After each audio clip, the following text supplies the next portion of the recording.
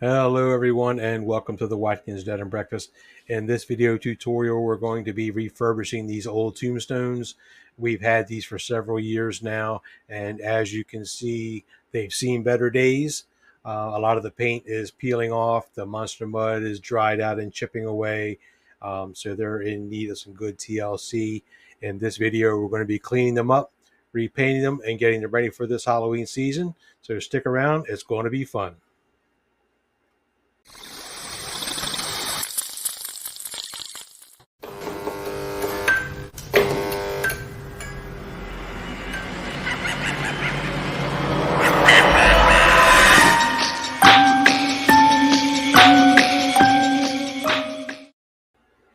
All right, everyone. Thank you for sticking around. To get this project started, of course, I had to remove all the old material off the tombstones. I don't know if you guys have ever used this stuff, but I used monster mud the last time I refurbished these tombstones, and I'm not sure if I didn't follow the process properly. I watched a couple tutorials on how to mix it up with the latex paint and the joint compound. Got the mixing paddle, mixed everything up really well, painted on the tombstones, let it dry, then did all the painting and the weathering and all that kind of stuff. But they really didn't last too long. Um, Maybe one season before they started cracking. You could just squeeze the surface and it would crackle a little bit. So something I did wrong, or something went somewhere along the lines went wrong during the project, and it just didn't work. So here I am removing all this stuff. I fast forwarded through it so you don't have to watch it. I just put my camera on record, and I record almost an hour of this stuff. But this is just one of the tombstones. This is the Jason tombstone I did. So that was it for that project.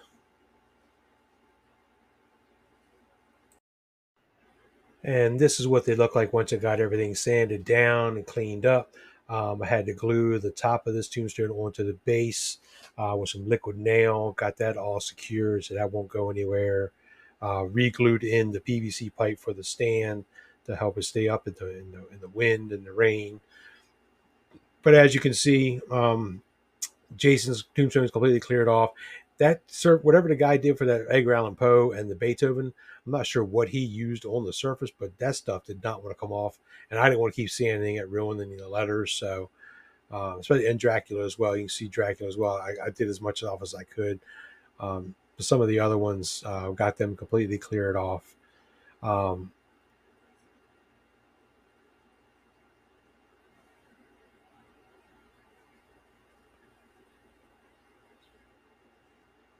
And then what I had to do with these guys is it's their plywood backing with a 1 inch thick styrofoam tombstone piece. I had to re-glue them together with some liquid nail, and I have the blocks on there to kind of hold them in place. So while the liquid nail dries, and then what I'll do is I'll attach brackets to the back of those to install rebar to hold them up so they don't blow over in the wind.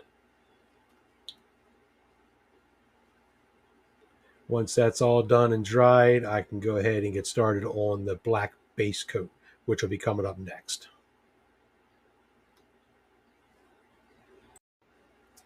Okay, so here we are with the black base coat. I went out and bought a quart can of Rust-Oleum Painter's Touch Ultra Cover Premium Latex Primer. I bought a quart of black and gray and did two base coats of black. Um, so far, this stuff is fantastic. I'm really impressed with the Rust-Oleum Painter's Touch Ultra Cover. It covers really well. I really didn't have to do two coats of black. It covered so well. Um, but I wanted to go ahead and do two coats just to give us some extra protection. Though I say I don't have to keep doing this every few years or so, but covers really well, dries really fast. It'll give nice contrasting on the letters once I do the gray top coat. So that'll really help those letters pop and stand out. You'll be able to read those at night. It'll really stand out when the spotlights are on. But then we're going to work on the top gray coat next, and that'll be coming right up.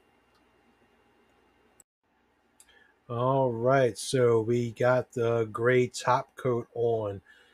Same paint brand, the Rust-Oleum Painter's Touch Ultra Cover in gray primer. I do wish this was a slightly darker shade of gray, and if I have to do these again in a few years, I'll get the same paint, but I'll put a little bit of a black acrylic or black latex paint in to kind of darken it up a little bit. It's a little too light, little too new looking. I would like to something a little bit darker for a baser coat, but um, in the next clip we'll be doing the aging process, so that'll tone that down quite a bit. Um, the gray does not cover as well as the black, even though it's still ultra cover.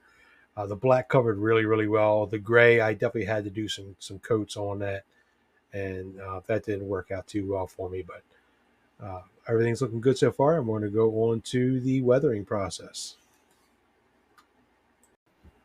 So now we're beginning the weathering process, and I didn't go into the full detail of how I did this. There's a ton of tutorials on YouTube and online that you can see where this is done. But basically, I'm just using washes of black and green, um, brushing it on with a brush, letting it run down the front and the backs and the sides and all the nooks and the crannies and the lettering of each tombstone as I go. Building in layers, making the tombstones look older and older as I go. Um, Mostly with the black at first, as you can see here. Um, just brush it on at the top of the tombstone. Uh, I have a spray water bottle that I spritz it with, and it helps it run down the front of the tombstone. It really helps with the aging process and makes it look much older. Um, that way, they don't like their fresh new tombstones right out of the quarry. So just building in layers, continually going back and forth, adding more, spraying, uh, watering it down if it gets too much, if it gets too dark too quick, to try to blend it all out. Make these tombstones look like they've been out in the elements, in the rain and the snow and the wind and the sun, tree sap and bird duty and all kinds of other stuff been building up on them and for years and centuries, and just make them look like they're actual tombstones that you would find in an old cemetery somewhere. And we'll keep going as we continue this process. And we are done. Spent a couple hours out here today and got this all taken care of. As you can see, they look really old, really weathered. I don't know if you can tell on camera, but I also added some layers of darker greens and some browns, kind of dry brushed that on and spritzed it with my water bottle to kind of dilute a little bit, make it run down the face and the back of the tombstones. It really helps that aging process and really gives it this authentic feel, like it's been out in the elements for years. Uh, you want these tombstones to look like they've been out in a cemetery or graveyard for decades or centuries, and nobody's cleaning them, nobody's taking care of them. They're forgotten about by the common folk, and you want them to look like they've been out for a while. So um, looking pretty good. Really glad with the way they turned out. Um, if I ever have to redo these tombstones again, I am going to have to carve some of the letters deeper. The sanding process melted some of the foam and took some of the paint down and took that foam down too low. On this Dracula tombstone, this medallion you see here was originally black, red, and gold. But of course, I painted over it, so now it looks like it's made out of stone. But if you would like to see me paint that again to put a medallion on it, make it really pop and stand out, let me know in the comments below what you think. Should I keep it as a stone, or should I paint the medallion again? I'll take your feedback and decide from there before I put it out this year. But overall, tombstones look great. Really happy with the way they turned out. I can't wait to see, what people think of it when they come out and see we redid all our tombstones and get some lights on them. Get the fog machines going, see what they look like, extra creepy and old, and it's going to be real fun this year. I'm really happy with the way this project turned out. If you like what you see here, do me a favor, click that like button, subscribe, comment below. And if you're on YouTube or on another video service, please hit that notification bell so you get more of our great content. We have some more stuff coming down the pipe. in the next few weeks. I got some more videos. I got some unboxings coming in. Um, and I've got some more props I'm going to be making. So, please stick around and click that like and subscribe. And once again, thanks for stopping by.